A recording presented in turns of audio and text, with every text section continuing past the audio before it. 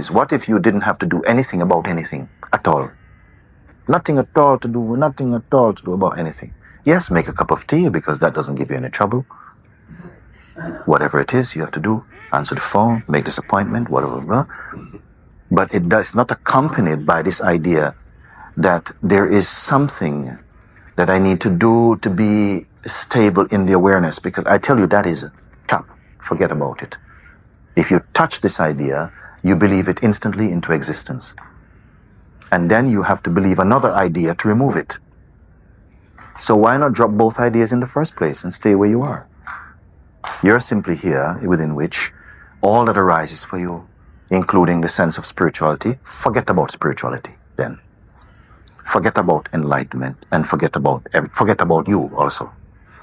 And what remains here?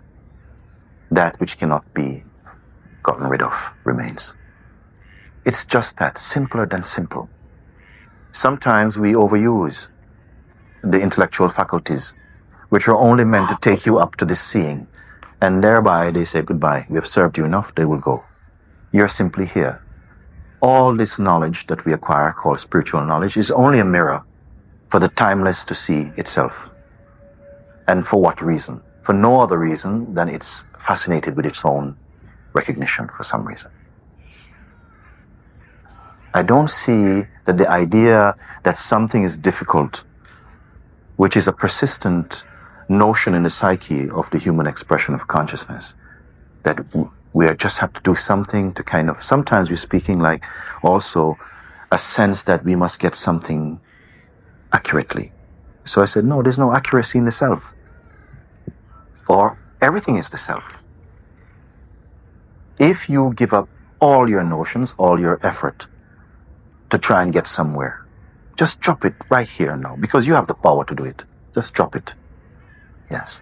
Just like you're sitting in a restaurant full of people clinking glasses and utensils and stuff and talking and there's music, and yet you can have a sweet conversation with your friend sitting across the table because you don't let it in.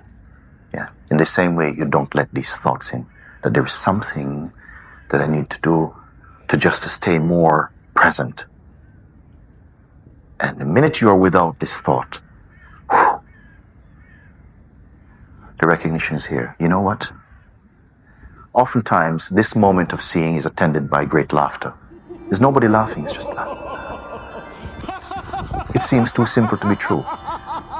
Because how many books, how many libraries, how many CDs, how many teachers, how many stories?